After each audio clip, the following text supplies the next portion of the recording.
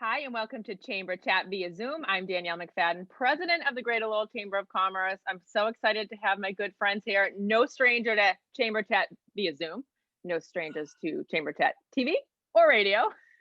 Joe Hungler, executive director, and Angel Brunelle, director of development for the Boys and Girls Club of Greater Lowell. How are you guys? Very good, thank you. Whenever with you, we're good.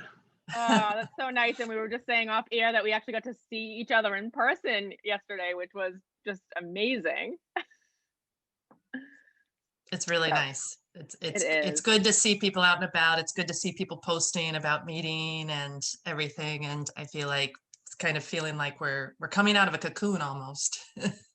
Couldn't agree with you more. And the Boys and Girls Club of Greater Lowell has been part of the community for 120 years. So this year has been a little bit different, but let's talk a little bit about the history of the club over the course of the more than a century. Well, it's our second pandemic. The club was around. Oh my gosh! Yeah, that's so crazy to think about. I've found nothing about how the club handled the first one, but it was founded. It was a boys' club back then, and it was founded in order to keep street boys out of bad company, I think is basically the word that they used. And, it's evolved over time, but I think the focus has always been on what the needs of the youth are. So back when, one of our Hall of Famers gets credit for moving the showers downstairs so we could have 50 showers so that more boys could take a shower at the same time because they didn't have hot water at their apartments. And they've had farming and they, you read the old stuff and they talk about making shoes and making cane chairs and those kind of things. And those were skills you needed at that time.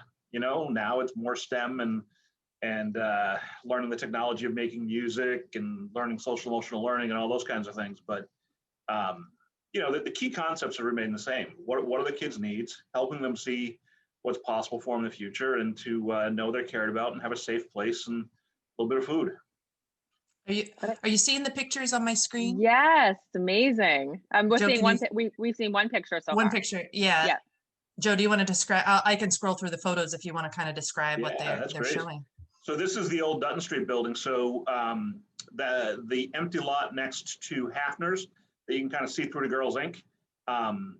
That's where this building was located, and the kids would line up and waiting for it to open. This is probably a Friday night movie. We hear a lot about the kids talking about going there for movies on Friday nights or Saturday mornings. Actually, Friday nights was dances. Saturday mornings was the movies, and they'd bring the hot dogs out from the back of Market Basket on Dummer Street and bring them over to the club so they could have hot dogs over there. Those are some of the fond memories I hear about from the alum. And this is later on when the same place, but the probably in the 50s at this point, and. Oops, sorry. I'm going too fast. She's so excited for the present and future. So just kind of showing the contrast here. Yeah, so this was the new building in 1973. And Brian Chapman, who's our new chair of our trustees, recently mentioned that when he started going to this club from Dutton Street, they all called it the Palace because the building on Dutton Street was converted from something else. This was the first one in Lowell that was built as a boy at the time boys club, and it just had so much more. And it doesn't look that big there, but it's actually 40,000 square feet. And it expanded with the pool. They had a wood shop back in the day. It's evolved quite a bit since then as well. With things, as things change, we listen to our teens, we listen to the community and figure out what the needs are that'll help our kids have a better future. You sure do. I mean, every time I go in the building, I am amazed at the programming that's happening. STEM, fashion, I mean, really anything that a youth could be interested in, you have it at the club. Well, that's the goal. Every kid has different interests. I went to the club as a kid up in Manchester to play basketball. And I ended up doing other things. That's the whole point, right? Like you get them in because of fun stuff, and then you use your relationships to help them find the things that they need. But other kids could care less about basketball, and we need music or dance or STEM or last night's fashion show was awesome. It was so cool to watch the kids. And they created their own costumes.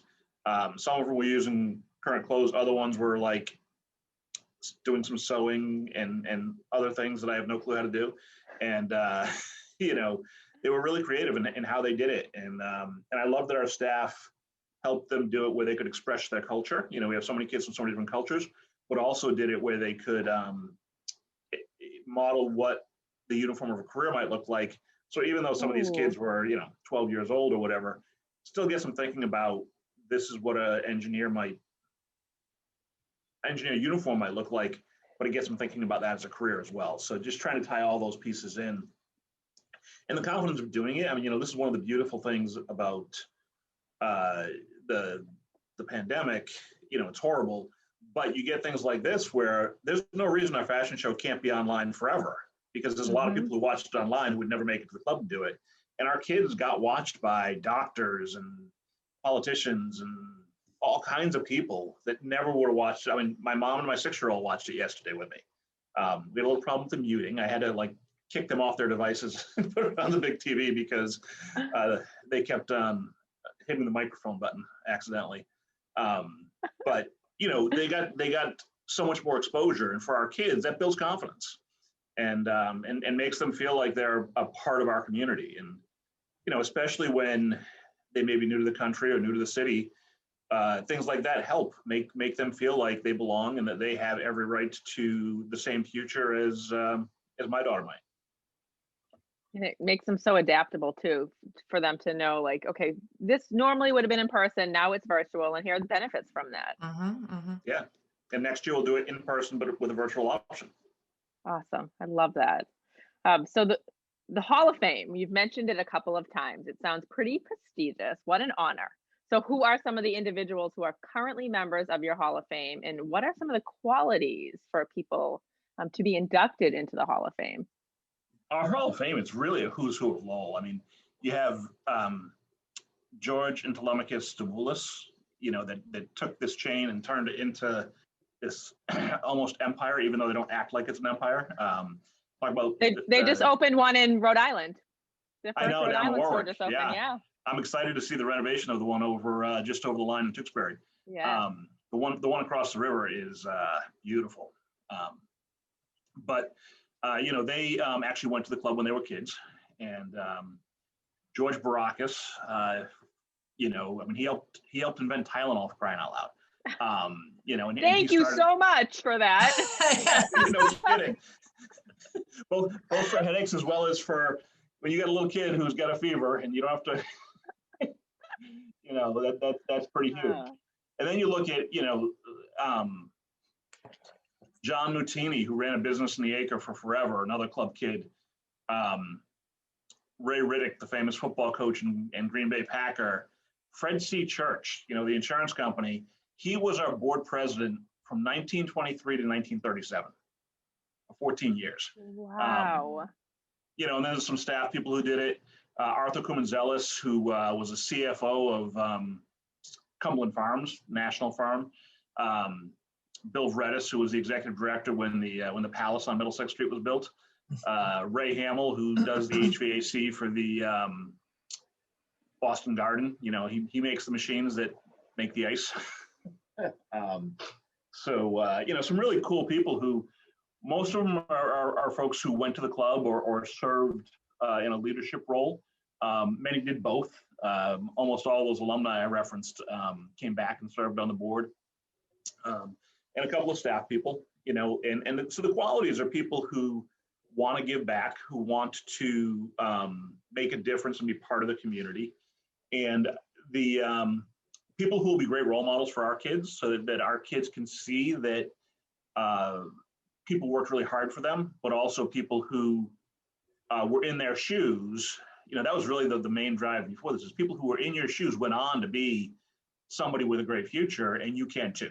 You know, that's really what we're trying to do here. You know, we're proud of what our alumni have done, and you know, we want these folks to inspire our current youth to reach the same heights or greater heights, and continue the club's tradition of excellence and transforming lives.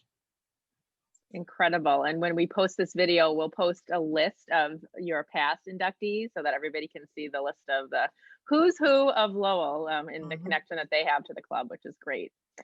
You're right now in the process of accepting nominations for this year's Hall of Fame. Can you talk a little bit about that?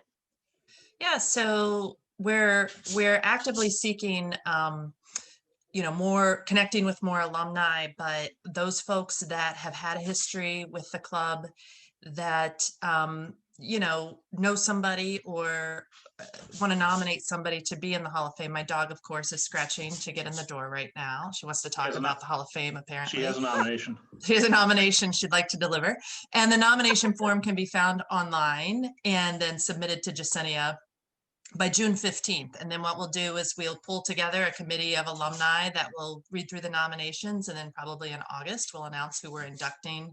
This will only be the third time that we've had a Hall of Fame induction. So like you said, it's very prestigious and it doesn't happen every single year, and really an opportunity to highlight those folks that have a history with the club and have gone on to give back and do incredible things in the community.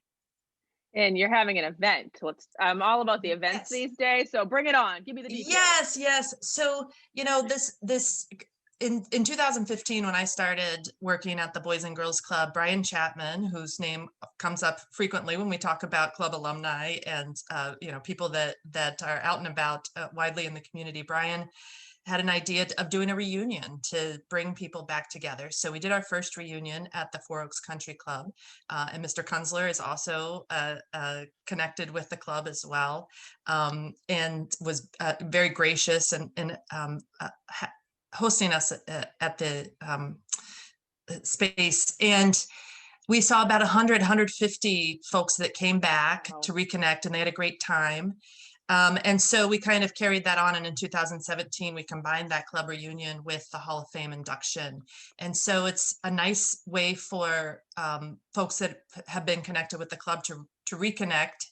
At Four Oaks, we bring a lot of this nostalgia into the event. So a lot of the old photos that we have, and some really cool books. We have one book that's filled with newspaper clippings about the club and things.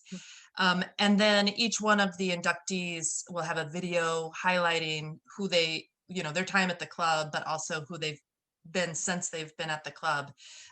So it's nice. And we also try to bring some of our current membership, as Joe said. We really want our members to see what the possibilities are for them, and what they can aspire to. So we love to have them involved in these events too. And for our alumni to see the wonderful youth that are currently at the club, and what they're doing today. And Joe was talking about some of the activities that they used to do. And I feel like the alumni love talking to the kids about what they're doing at the club. And then the kids they're like, what, woodworking, chairs, hot dogs, just kind of connecting on that level of what the club experience means to them. It means so much to so many people. For anybody viewing that has a connection to the club, they're an alumni, how would they get reconnected with you? Yeah, so we have actually started an alumni association. And if you go to our website, which is 𝗨𝗶𝗫𝐶, as in Lowell Boys Girls Club, 𝗨𝗵𝐺c.org/alumni, you can find information about the Alumni Association. And it's just a one-time sort of tell us about your connection to us, and then we'll stay in touch with you and keep you informed when we're having reunions. We also have an alumni Facebook group, so anybody who's been an alumni can join that group. And we really love hearing from our alumni. Joe has a nice long history of over 10 years with our Boys and Girls Club, but as you said, 120 years, that's a lot of history and a lot of folks, and we'd love to connect with more of them. We love hearing their stories. If people have memorabilia or anything like that, we really want to honor the history of our Lowell Club. We're one of the original 58 clubs in the country. Wow. And now there's 4,000 clubs across the country. So we're we're one of the originals. I wish they had the reaction with like the mind blown, that emoji. And And there's another reason why we have a double Hall of Famer in our presence right now. That is true. That is true. So Joe, you're a very humble and modest person, but you were inducted in both your hometown of Manchester, New Hampshire, in their Hall of Fame, and then the Nashua Club, where you were a staff member. Yeah, it's nice to be recognized. It's more fun to recognize others. But you know, it is having been through that experience, and you know, keeping that connection to those organizations where, you know, the club's all about relationships, whether it's relationships with our kids, with the staff, with our donors and community partners like yourself. And the Hall of Fame is a great opportunity to come back. And, you know, so like when I got inducted in Nashua, 30 of my old club kids, now they're 30 years old now, but like, you know, they all came back, and folks from various clubs, you know, I had worked at a couple different clubs, came to the event. And so as much as it was nice to be recognized, it was more fun to kind of like see all these folks together and kind of, it's a little bit of this is your life, you know? Yeah. And it was just cool because, you know, when those kids come back, you see the impact. So those were kids I worked with, and, you know, they had a lot of challenges that other kids don't necessarily have, and not the same resources. And the club was able to help level the playing field for them. And you see them come up, and I would say 75% were graduated from college. They all had good jobs. Most of them had, you know, a family with a strong home life, and just seeing the transformation from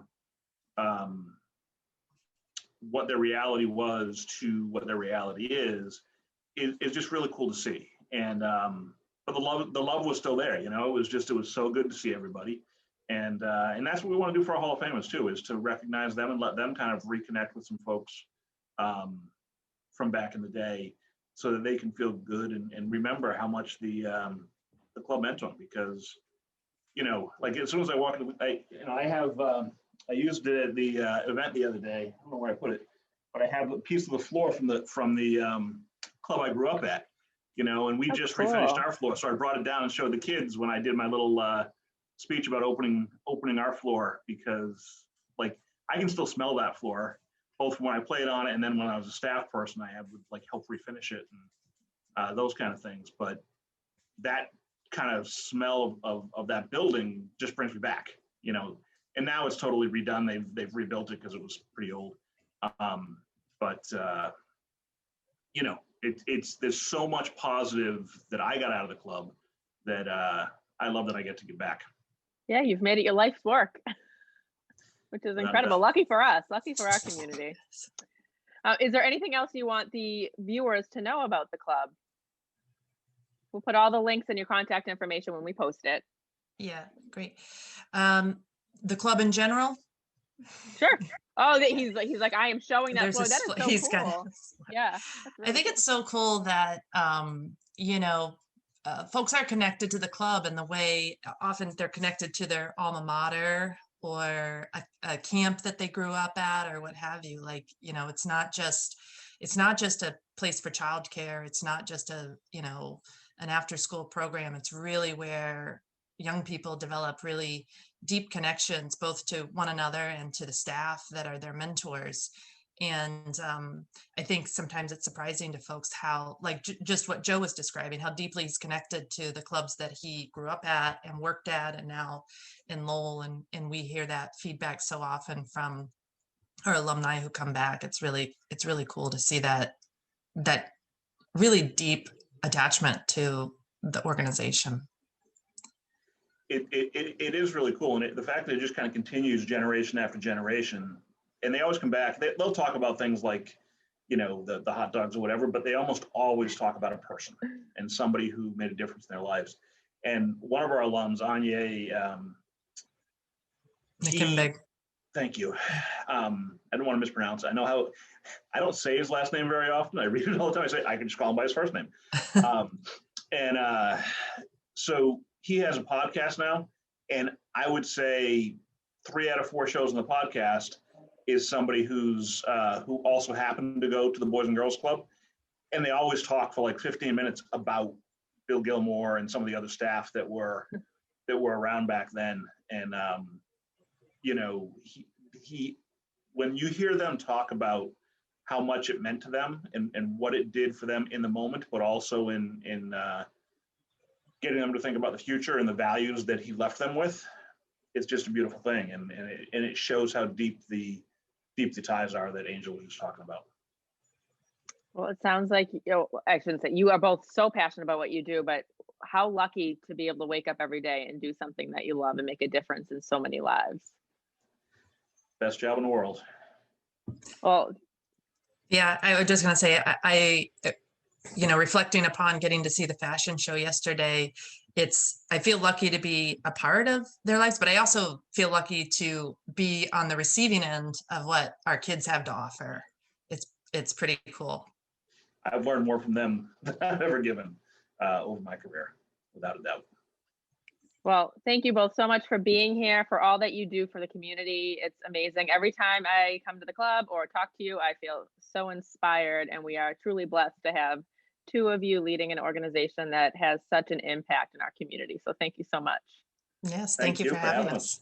We appreciate how much you support us and so many others in Lowell and help amplify what's happening and finding creative ways to get the word out. So thank you.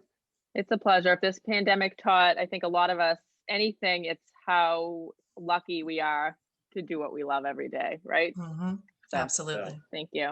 Well, thank you all for tuning in, and we will be back for another episode. We'll put all the links to everything we talked about when we post the video. Thanks so much. The Coalition for a Better Acre invests in communities, developing stable neighborhoods, and building futures. Since day one, Enterprise Bank has been CBA's leading local funder because Enterprise understands commercial lending, how to streamline the process, and make it easy, serving as a trusted advisor and partner. Whatever your idea of success, Enterprise can help get you there. Enterprise Bank. Create real success. Member FDIC. Equal housing lender.